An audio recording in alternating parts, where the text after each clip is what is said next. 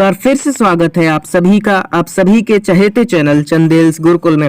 साथियों, आज तारीख है 30 मई 2020 और इससे जुड़े जितने भी करंट क्वेश्चन बन सकते थे वो आज हम इस वीडियो में डिस्कस करेंगे। इस वीडियो का जो पीडीएफ है वो आपको नीचे डिस्क्रिप्शन में मिल जाएगा, तो पीडीएफ को डाउनलोड कर लीजिए।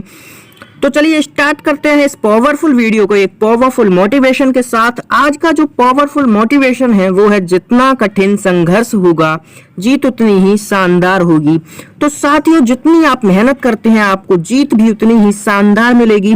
मेहनत करते रहिए, एक दिन सफलता आपके कदम जरूर चूमेगी। तो चलिए टॉप 3 क्वेश्चंस का हम रिवीजन करते हैं जैसा कि हम डेली करते हैं। तो आज का जो पहला क्वेश्चन है वो है, मई 2020 में सेबी ने NHAI पर कितने लाख का जुर्माना लगाया है? तो इसका जो सही आंसर है वो है 7 लाख। हाल ही में सेबी ने NHAI पर एक जुर्माना लगाया है और ये जुर्माना NHAI के फाइनेंशियली रिजल्ट को सबमिट ना करने पर लगाया गया है। इसके बाद प्रश्न नंबर 2 में कहा गया, हाल ही में वायुसेना के स्क्वाड्रन फ्लाइंग बुलेट्स किस लड़ाकू विमान को शामिल किया गया है? तो इसका जो सही आंसर है वो है तेजस MK1 FOC और ये विमान हवा से हवा में ही ईंधन भर सकता है। इसके बाद प्रश्न नंबर 3 में कहा गया, मई 2020 में किस ई कॉमर्स कंपनी ने कर्नाटक मैंगो बोर्ड के साथ समझौता किया है? तो इसका जो सही आंसर है वो है फ्लिपकार्ट। फ्लिपकार्ट ने हाल ही में कर्नाटक बोर्ड के साथ समझौता किया है जिससे कर्नाटक के किसानों को जो आम का उत्पादन करते हैं उन्हें मदद मिलेगी। इसके बाद चलिए अब स्टार्ट करते हैं आज के करंट अफेयर्स। तो इसमें पहला क्वेश्चन है वो है, हाल ही में cyber safety A handbook for student secondary and senior secondary तैयार की है? तो इसका जो सही आंसर है वो है CBSE। हाल ही में CBSE ने cyber safety a handbook for student of secondary and senior secondary handbook तैयार की है और इस बुक का जो कार्य है वो छात्रों को डिजिटल प्लेटफॉर्म या इंटरनेट का उपयोग करने में जो साइबर सिक्योरिटी है उसके बारे में मार्गदर्शन करना है। 9वीं से लेकर 12वीं कक्षा तक के छात्रों को साइबर सिक्योरिटी के बारे में जागरूकता बढ़ाने के लिए इसको तैयार किया गया है और केंद्रीय मानव संसाधन विकास मंत्री श्री रमेश पोखरियाल निशंक ने वीडियो कॉन्फ्रेंसिंग के माध्यम से इस पुस्तक का विमोचन किया है। साथ ही उन्होंने 2 पुस्तकों का और विमोचन किया है, तो ये बात आपको याद रखनी है। इसके बाद क्वेश्चन नंबर 2 में कहा गया कि हाल ही में न्यू डेवलपमेंट बैंक के अध्यक्ष कौन बने हैं? तो इसका जो सही आंसर है वो है मार्कोस प्राडो ट्रायोजो।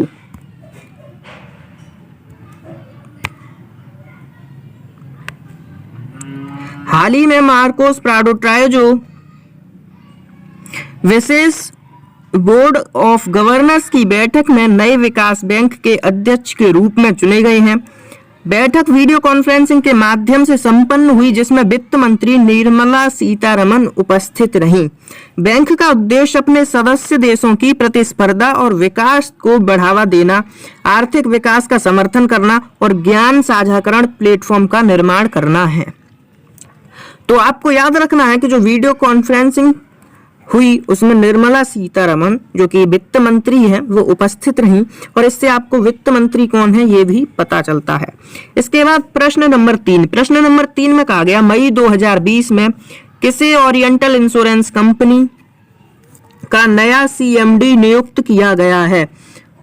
तो जो इसका सही आंसर है वो है SN राजेश्वरी। SN राजेश्वरी को ओरिएंटल इंश्योरेंस कंपनी का नया CMD नियुक्त किया गया है। SN Rajeshwari new India insurance की महाप्रबंधक हैं। CMD के रूप में वे AV गिरिजा कुमार का स्थान लेंगी, यानी कि आपको याद रखना है जो इससे पूर्व CMD थी वो AV गिरिजा कुमार थी। जो ओरिएंटल इंश्योरेंस कंपनी का मुख्यालय है वो नई दिल्ली में स्थित है और इसकी स्थापना 1947 में हुई थी। तो चलिए प्रश्न नंबर लेते हैं 4। प्रश्न नंबर 4 में कहा गया, 4 29 मई को अजीत जोगी का निधन हो गया, वे किस राज्य में पूर्व मुख्यमंत्री थे? तो इसका जो सही आंसर है वो है छत्तीसगढ़। अजीत जोगी छत्तीसगढ़ के पहले मुख्यमंत्री थे। जब मध्य प्रदेश से छत्तीसगढ़ का बंटवारा हुआ तो उसके बाद नवंबर 2000 से नवंबर 2003 तक अजीत जोगी जी मुख्यमंत्री रहे। 29 अप्रैल 1940 को जन्मे अजीत जोगी के नाम आजाद हिंदुस्तान में 12 वर्षों तक कलेक्टर रहने का रिकॉर्ड है और इनकी जो मृत्यु हुई है वो भी 29 मई को हुई है। इसके बाद चलिए प्रश्न नंबर लेते हैं। उससे पहले कुछ छत्तीसगढ़ से जुड़ी जानकारियां, जैसे कि छत्तीसगढ़ की जो राजधानी है वो रायपुर है। इसमें जिले 28 हैं। मुख्यमंत्री भूपेश बघेल हैं और यहाँ के जो राज्यपाल हैं वो हैं अनसुईया उइके। और ये जो छत्तीसगढ़ है वो आपको अगर मैं नक्शे में दिखाऊं तो ये छत्तीसगढ़ है और इससे जो जुड़े राज्य हैं वो हैं मध्य प्रदेश, महाराष्ट्र, तेलंगाना, उड़ीसा और झारखंड।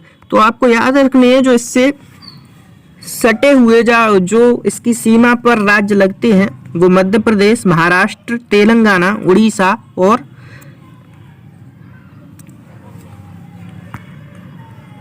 झारखंड है। इसके बाद प्रश्न नंबर 5। प्रश्न नंबर 5 में कहा गया अंतर्राष्ट्रीय एवरेस्ट दिवस कब मनाया जाता है? तो अंतर्राष्ट्रीय एवरेस्ट दिवस 29 मई को मनाया जाता है। न्यूजीलैंड के एडमंड हिलेरी के निधन पर सन 2008 में नेपाल ने इस दिवस को मनाने का निर्णय लिया। इस दिन 1953 में नेपाल के तेंजिंग नार्गे शेरपा और न्यूजीलैंड के एडमंड हिलेरी ने पहली बार माउंट एवरेस्ट पर पहली बार चढ़ाई की थी। तो आपको ये बात याद रखनी है। इसके बाद माउंट एवरेस्ट को नेपाल में सागर माथा और तिब्बत में चोमोल लुंगमा नाम से जाना जाता है। तो आपको ये काफी इंपॉर्टेंट पॉइंट है, इन्हें भी याद रखना है। इसके बाद चलिए प्रश्न नंबर 6 पर चलते हैं। प्रश्न नंबर 6 में कहा गया वर्ल्ड हंगर डे कब मनाया जाता है? तो इसका जो सही आंसर है वो है 28 मई। वर्ल्ड हंगर डे 28 मई को मनाया जाता है। इससे जुड़ी कुछ जानकारियां। वर्ल्ड हंगर डे 28 मई को मनाया जाता है, जैसा अभी मैंने बताया। इस दिवस का उद्देश्य दुनिया भर में भूखमरी से होने वाली बीमारियों से अवगत कराना है। ग्लोबल हंगर इंडेक्स 2019 के अनुसार भारत को 117 देशों में से 102वां स्थान प्राप्त हुआ है। इसके बाद प्रश्न नंबर 7। प्रश्न नंबर 7 में कहा गया मई 2020 में आर श्रीरेखा किस राज्य की पहली महिला डीजीपी नियुक्त हुई हैं? तो इसका जो सही आंसर है वो है केरल।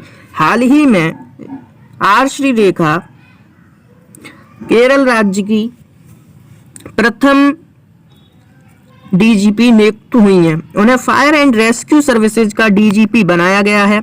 आर श्रीरेखा 1987 बैच की आईपीएस अधिकारी हैं। वे केरल की पहली महिला आईपीएस अधिकारी हैं। तो आपको यहाँ 2-3 क्वेश्चंस याद कर लेने चाहिए। सबसे पहला कि जो केरल राज्य में पहली आईपीएस अधिकारी बनी वो हैं श्रीरेखा, आर श्रीरेखा। इसके बाद फायर एंड रेस्क्यू सर्विसेज का डीजीपी श्री रेखा यानी कि आर श्रीरेखा को बनाया गया है। तो चलिए अब प्रश्न नंबर लेते हैं, लेकिन उससे पहले कुछ केरल के बारे में जानकारियां। जैसे कि केरल की जो राजधानी है वो है तिरुवनंतपुरम। मुख्यमंत्री हैं यहाँ के पिनराई विजयन। राज्यपाल हैं आरिफ मोहम्मद खान। इसके बाद चलिए प्रश्न नंबर लेते हैं 8। प्रश्न नंबर 8 में कहा गया संयुक्त राष्ट्र अंतर्राष्ट्रीय शांति दिवस कब मनाया जाता है? तो इसका जो सही आंसर है वो है 29 मई। 29 मई को अंतर्राष्ट्रीय शांति सैनिक दिवस मनाया जाता है और ये दिवस महिलाओं और पुरुषों को सम्मान करना है जिन्होंने संयुक्त राष्ट्र के शांति अभियानों में सैन्य, पुलिस और नागरिकों के रूप में कार्य किया है। इस वर्ष यानी कि 2020 में इस दिवस की जो थीम रखी गई है वो है woman is peace keeping a की टू पीस।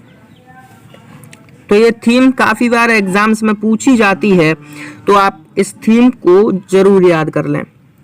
इसके बाद चलिए प्रश्न नंबर लेते हैं 9।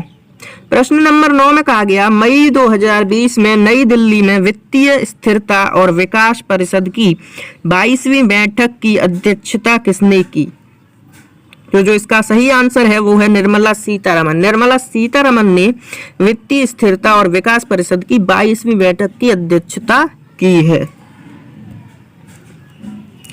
मई 2020 में नई दिल्ली में वित्तीय स्थिरता और विकास परिषद की 22वीं बैठक की अध्यक्षता केंद्रीय वित्त मंत्री निर्मला सीतारमन ने की। इस बैठक में कोविड-19 महामारी में सरकार द्वारा उठाए गए विभिन्न कदमों की समीक्षा की गई। इसके बाद चलिए प्रश्न नंबर लेते हैं 10। प्रश्न नंबर 10 में कहा गया, हाल ही में 36वें राष्ट्रीय खेलों आयोजन कोविड-19 महामारी के कारण अनिश्चित काल के लिए स्थगित कर दिया गया है। इन खेलों का आयोजन किस राज्य में होने वाला था? तो इन खेलों का जो आयोजन है वो गोवा राज्य में होने वाला था। इससे जो पहले खेल खेले गए थे वो उनका आयोजन 2015 में केरल राज्य में हुआ था।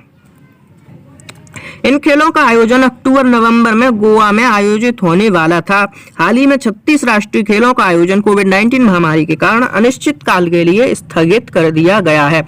तो आज की वीडियो में क्वेश्चन इतने ही। चलिए मिलते हैं आपसे अगली वीडियो में। अगर आपने अब तक हमारा चैनल सब्सक्राइब नहीं किया है तो चैनल को सब्सक्राइब कर लीजिए, वीडियो को लाइक कर दीजिए और नोटिफिकेशन को ऑन कर लीजिए, जिससे लगातार आपको वीडियो मिलती रहे। तो आप सभी का इस पूरी वीडियो को देखने के लिए बहुत बहुत धन्यवाद।